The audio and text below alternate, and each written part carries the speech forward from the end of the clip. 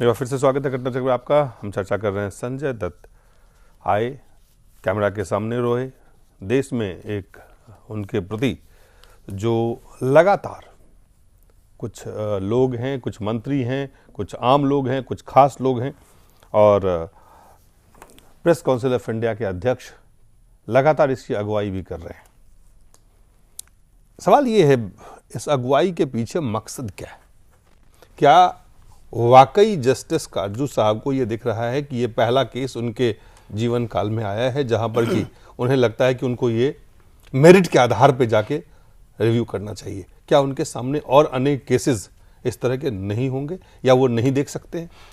मैं ये नहीं समझ पा रहा कि जस्टिस काटजू जो हैं वो इतने बड़े पद पे रहे हैं और इस हाई कोर्ट और सुप्रीम कोर्ट के जज को ये पता ना हो कि इस देश में कानून की क्या स्थिति है और कितने लाखों मुद्दे, क्योंकि उनके पास कितने करोड़ों केसेस लंबित चल रहे हैं। उस वक्त दर्द नहीं उठा, उसके बाद नहीं उठा।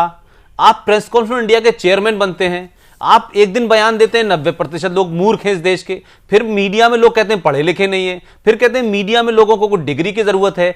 आप इन बयानों में सुर्खियों के अलावा जस्टिस काटजू का कोई भी सकारात्मक, कोई जमीनी उस पर बदलाव पे कहीं कोई बात नहीं हो रही, और फिर आप सडनली आपको संजय दत्त की एक आपको केस मिलता है। अगर आपके अंदर वो जज होता जिसके अंदर मानवता होती है, अगर वो जज होता जिसमें आपको लगता है कि इस देश में बहुत सारे लोगों के साथ नाइंसाफी हो रही है, तो जिस दिन आप कुर्सी से उतरे थे, आप प्रेस काउंसिल ऑफ इंडिया के चेयरमैन बनते या नहीं बनते, उसके दूसरे दिन इस सोशल काम में लग जाते और आप ऐसे केसेस को 10 को भी अगर लाते तो लगता कि आपकी ये कोशिश जेन्युइन है। एक सेलिब्रिटी के केस में आपने पकड़ा और उसको पढ़ के आपने कहा, और उसका आर्टिकल, उसका पैराग्राफ 70 भी पढ़ लिया है कि उसमें जजमेंट में क्या, लेकिन उस पूरे जजमेंट में जो इतना लंबा था उसमें ज़ैबुन्निसा नहीं दिखी थी आपको।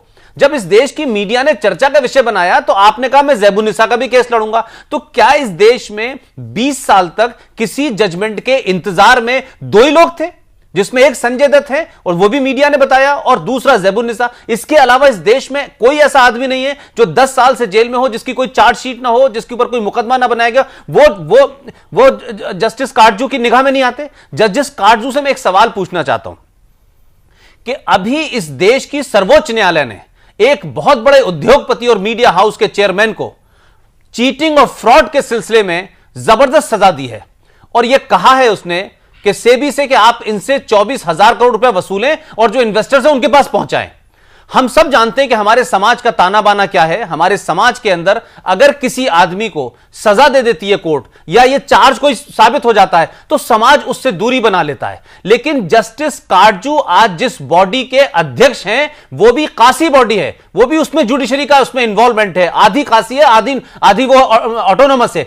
जस्टिस काटजू किस हैसियत में, प्रेस काउंसिल ऑफ इंडिया के चेयरमैन की हैसियत में, उस मुजरिम जिसको सुप्रीम कोर्ट ने मुजरिम ठहराया है, जिससे वसूली की बात की है, जिसने हजारों लाखों लोगों के पैसे की चीटिंग की है, उसके घर की पार्टी में जाकर के क्या देश के लोगों को मैसेज देना चाहते हैं कि जस्टिस काटजू के लिए कोई फर्क नहीं पड़ता, अगर सुप्रीम कोर्ट किसी को मुजरिम है तब भी उसके घर जाएंगे? इससे समाज में आप क्या मैसेज देना चाहते हैं? आप कुछ खास लोगों को बचाना चाहते हैं? आप कुछ खास लोगों के नजदीक होना चाहते हैं? खास वाली बात पे ये बातें हैं अवधेश जी।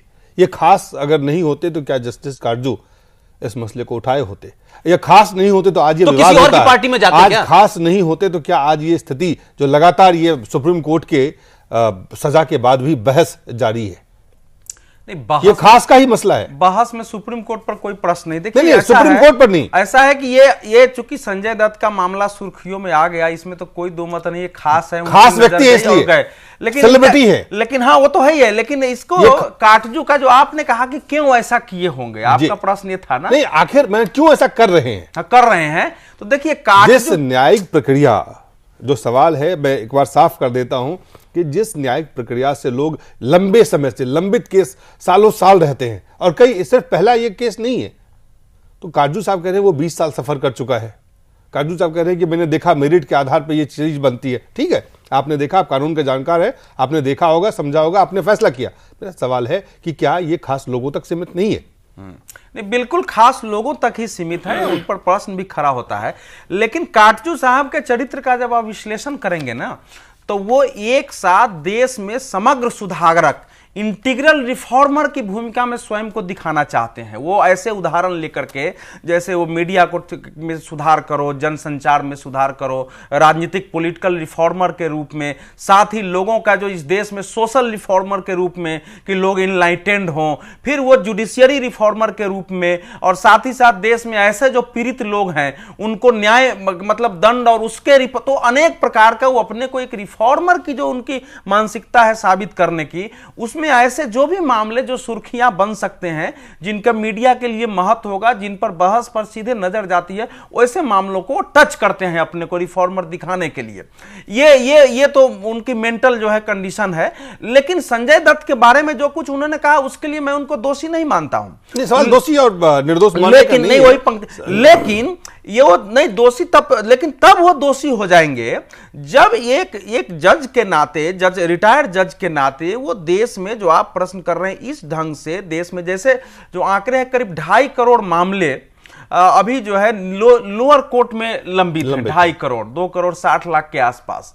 अब इसमें जरा कुछ छांट अगर वो जेलों से भी आंकड़े निकाल लें ना, भारत के सभी जेलों से वो मंगवा लें कि ऐसे कितने उसमें कैदी हैं जो जमानत के बिना पड़े हैं, जिनका चार्जशीट नहीं हुआ, छोटे छोटे अपराध में पड़े हुए हैं, और ऐसे लोगों का केस भी अगर उठाना चाहें तो देश का बड़ा कल्याण होगा। और मैं कहता हूं कि जस्टिस कासजूट जो भी करे, हम सब लोगों को इसमें इस बहस पर जोर देना है।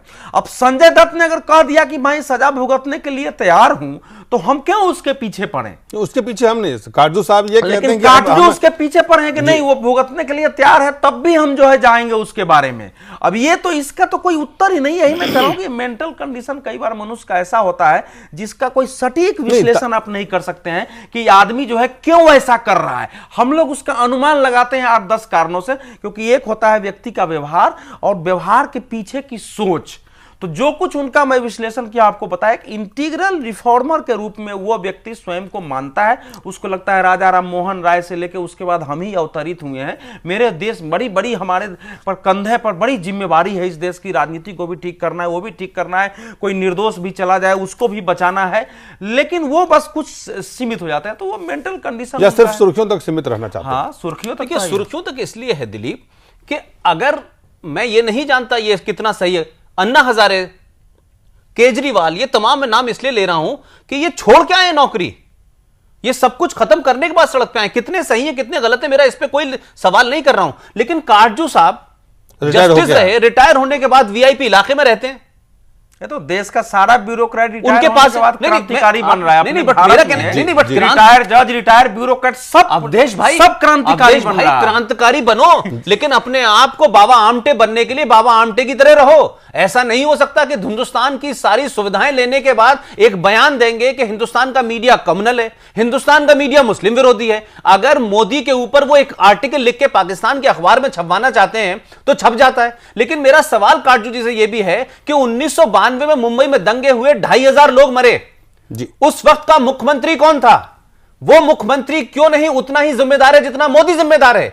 उस मुख्यमंत्री के बारे में कभी क्यों नहीं चिट्ठी लिखी?